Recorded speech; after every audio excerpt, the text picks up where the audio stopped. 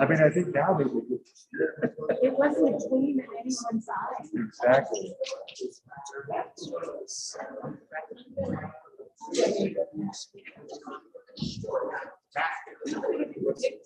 I know, right? Well, the funny thing is, before I came here, I was doing some online teaching. So I discovered Zoom several months before I got here. And I'll tell you what, one of the things I was secretly looking forward to was, oh, right, we have Zoom. I don't know if you ever saw Godfather 2, I think it was. That scene where Al Pacino is in the kitchen. As soon as I get out, movie back here. Yeah. But I guess it was this year. So. Yeah. That's funny.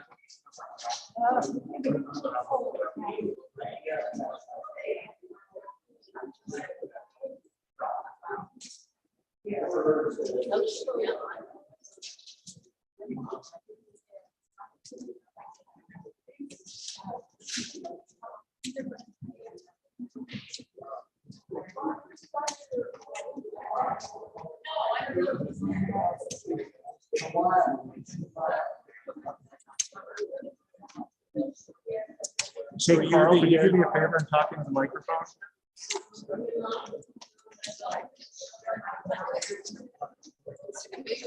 Good morning, everybody.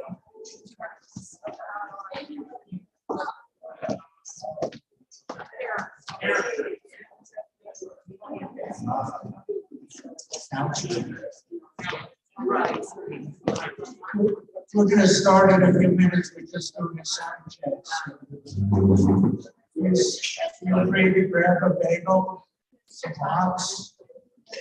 Hey, good, Elliot. How are you? I'm just here for tech support for Bagels, sure.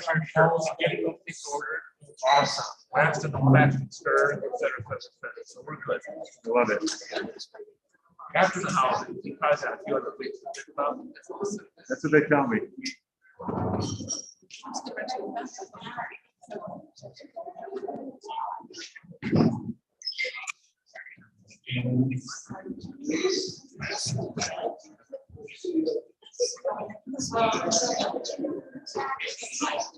Okay, mind your P's and Q's. We are live on Facebook. We're live on YouTube.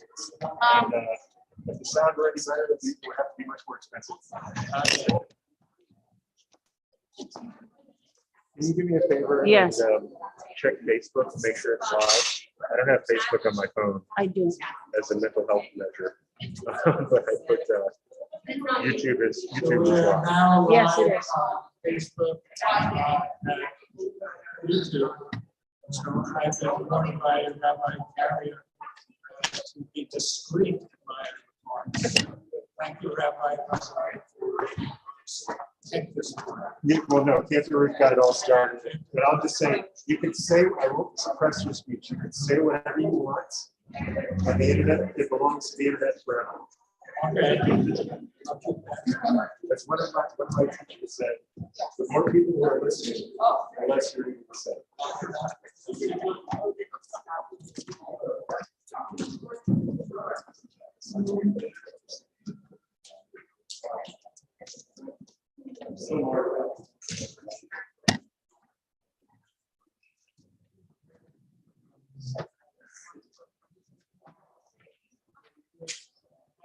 Okay.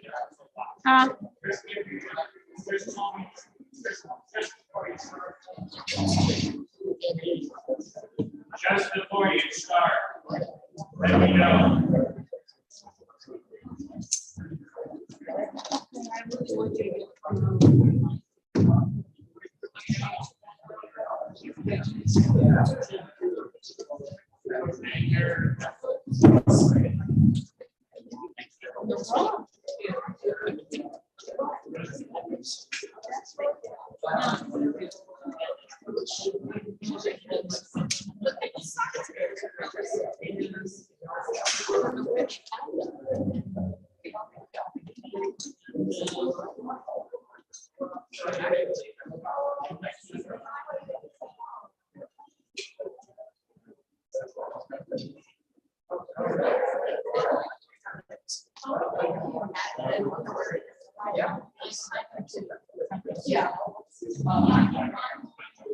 So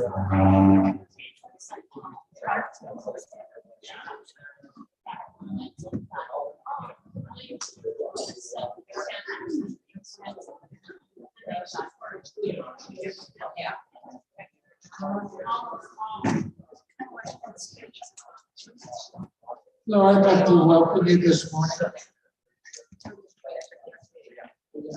So while people are getting their bagels and muffins and other goodies, I just wanted to say first of all that it's always strange. It's always strange on 9/11 to do anything and to have that overlap with the memories of 9/11, 2001. That's a memory that's seared into all of us. It's appropriate for us to remember it, but to remember it by moving on, by taking action, by working to make sure that those kinds of tragic, catastrophic events don't happen again. So my name is Carl Selken. I'm one of 3 co-chairs of the Pasadena Jewish Temple and Center Social Justice Committee. And I'd just like to say a few words about the Social Justice Committee as a way of introducing those of you who are less familiar with us than some others. The Social Justice Committee works with other organizations to effect change.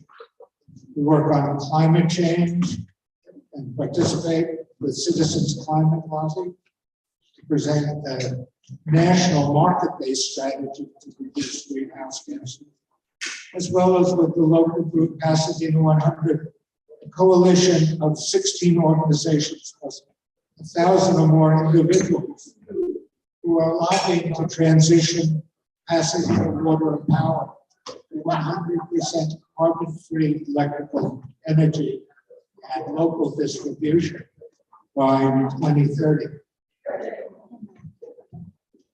We have a number of guests welcome today also, but I wanted to say that we're grateful to the Pasadena Jewish Temple and Center community for their generous support in so many ways as we work with these organizations. Most recently, we worked closely with the Hebrew American Aid Society, as the PJTC Welcome Circle to resettle an Afghan refugee family in Pasadena.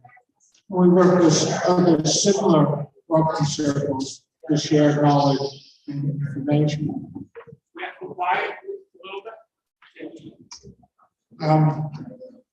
One of our speakers today, Ryan Bell, has been active in the tenants union, and he's been the tenants union has been an important force in the affordable housing coalition, with which we at SJC also work.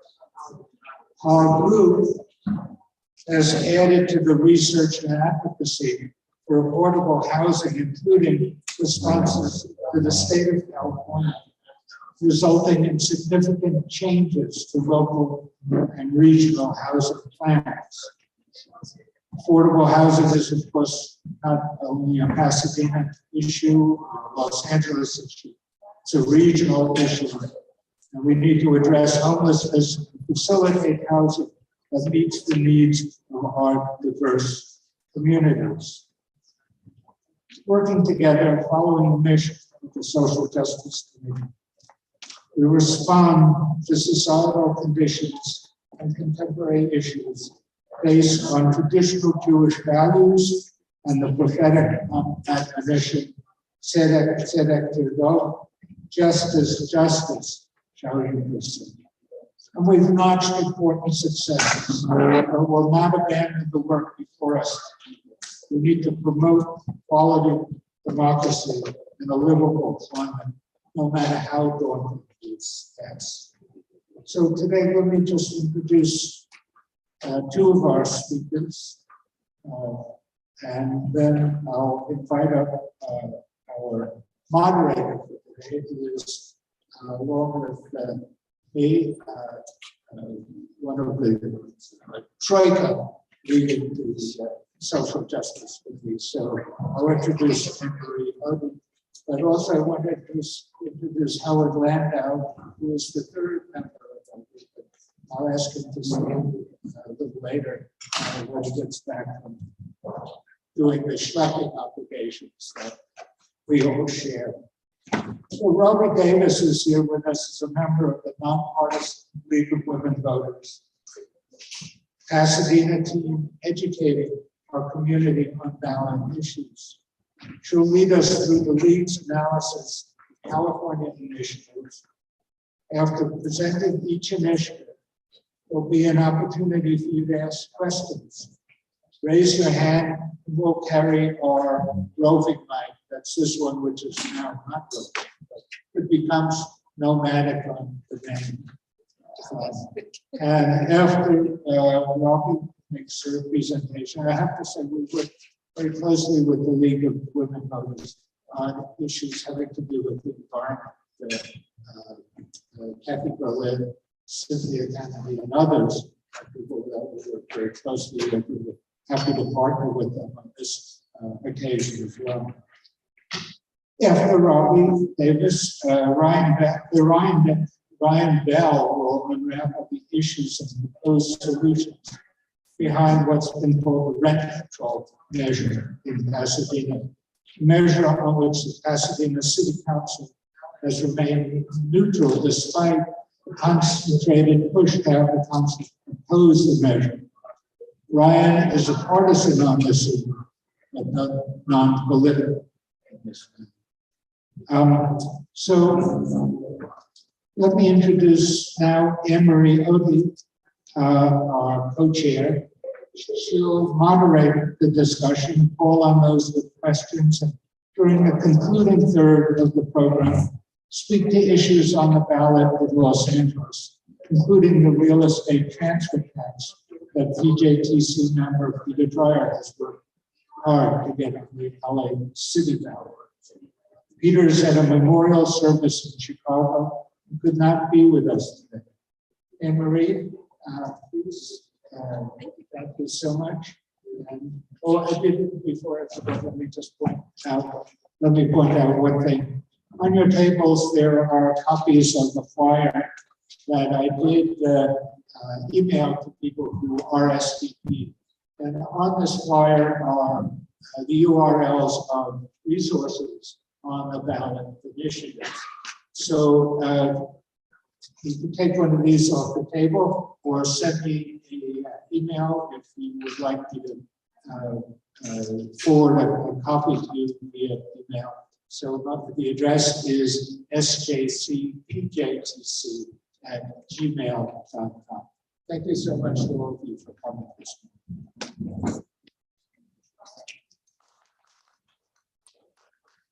Thank you very, very much, Carl. Along again with our other co-chair, Howard Landau. We're all very happy to be here. And it looks great to see so many of you. It also smells great. There's nothing better than the smell of lox on Sunday morning. And I'm really glad that you were all here in person to enjoy it with us, as well as those who are watching online. I'm Anne-Marie Odie. I'm one of the co-chairs of the Social Justice Committee. And some people might think on one hand that this year the contests for the partisan positions are especially important, the legislative positions, and that it's not the biggest year for ballot measures in California. On the other hand, there is a great deal at stake. And although some of these ballot measures might not be the ones grabbing us as hard as in some previous years, especially, well, I'll let Robbie go into all the details, but when you really look at it, these are incredibly, incredibly important propositions. We do set the example here in California, and what we do here resonates in the rest of the country. And so with that, I will turn it over to our expert, Robbie Davis. And in the spirit of dialogue and communication, we will have questions after she presents each initiative, so we can really have a back and forth with your more immediate questions. Thanks very much.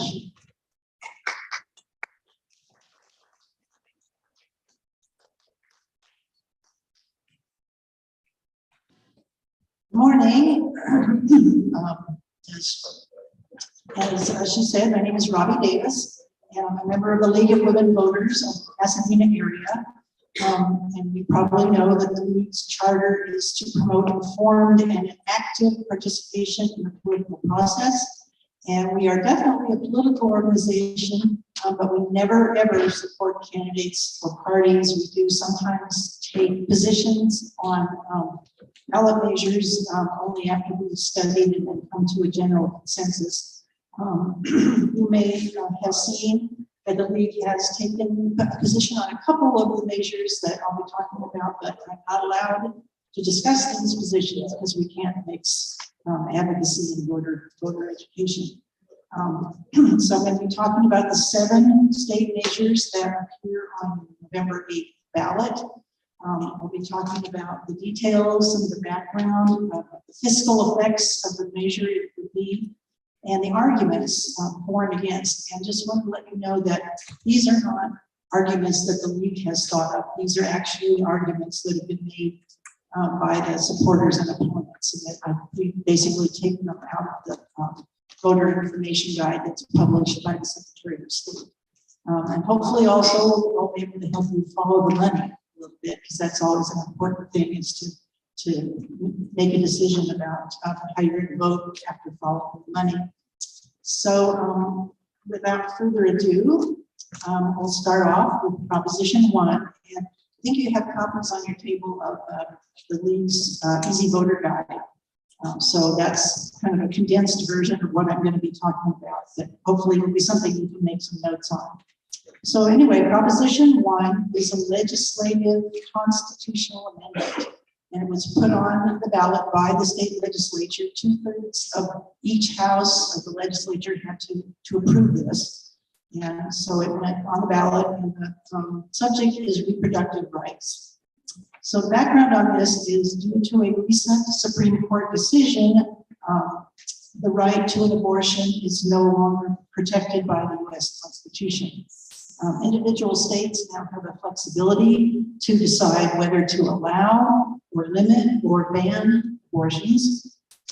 Federal law still protects the right to buy and use contraceptives, and it also requires most health insurance plans to pay for contraceptives. So the California Constitution currently guarantees the right to privacy, but it doesn't actually define what that right includes. The Supreme Court, the California Supreme Court, has found that the right to privacy includes the right to make reproductive choices. And there's also a state law that has been passed to expressly protect these rights. There are still some restrictions on abortion in California. The providers must be licensed, and it may only be performed on a fetus that is not viable, or if the pregnancy puts the mother at risk of her health or her life. Medi-Cal provides coverage for abortions and contraceptives to low-income residents, and for people enrolled in Covered California, the state pays for the cost of the plan to cover abortions. So the proposal for Proposition 1 is to amend the California Constitution to say that the state cannot deny or interfere with the person's reproductive freedom, and that people have a fundamental right, whether or not to have an abortion or to use contraceptives.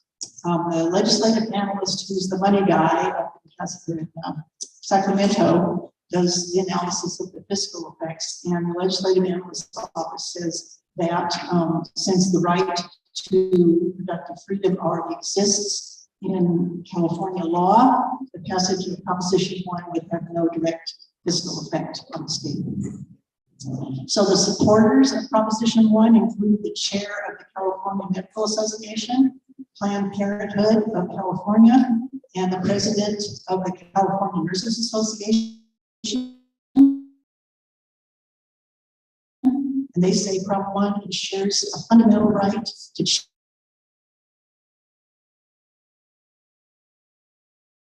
a person may access abortion under California law. So this doesn't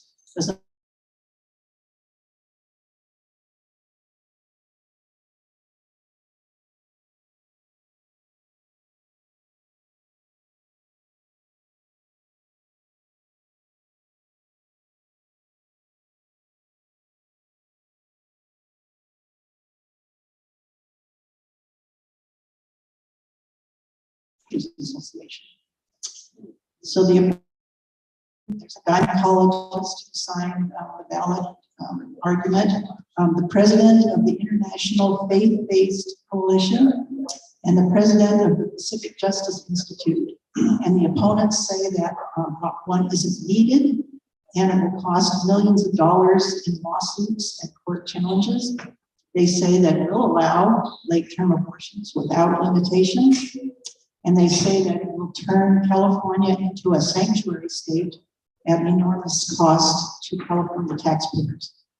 And so far, I looked on a couple different websites, and no money has been donated in opposition to Proposition 1. So the question is, should the California Constitution be amended to specifically protect the right to an abortion and access to reproductive care as they exist under California law? So yes vote means that you agree with this constitutional amendment, and a no vote means that you want the Constitution not to be amended. Any questions? So the argument of a waste of tax money is only if there are lawsuits. Correct. Yeah. Yeah. So I think the big question of the day is you use words unless the fetus is viable, as long as the fetus It's is not. viable. Yeah. Do we have a definition? Should I use the mic? No, I think I'm listening. Oh, We don't have to. I'm questioning. Carol. I haven't heard the full question yet. So. So we have a definition of what a viable fetus is in terms of months. And Yeah. also, I don't know exactly what the parcel. You know that the competition for the state initiative in the state of Michigan is calling for reproductive rights abortions up until 8.5 months or longer. It's the person's choice as to what the time it is. Is there a timing thing? Not in this, I assume. We're having a slight technical problem, so people, it's fine to speak from the floor for your questions. Robbie will just do a very brief recap of the person's question so that it gets recorded. So, thank you. Sure. Okay, his question Everybody is, hear Elliot's question. okay, His question is, I'm gonna shorten it. And Barbara, I'm sorry, but you're not on the mic unless you come over here. And we only have one mic. We're trying to keep too many literal mouths from hitting the mic. That's fine. Do you mind if either you'd have to come up here or you'll have to let Robbie recap? Sorry about that. I'm just trying to make people hear. But it won't be recorded if you don't come up here. Oh, sorry. The question is, I've forgotten. Do we have a definition of what a viable fetus is? And then secondly, in comparison to the Michigan initiative, is there a time limit after which abortions are no longer permitted? Michigan initiative is up to. And if we do have a viable definition of what a fetus is there a time limit for that definition? In other words, for how long does that fetus fall into the viable definition?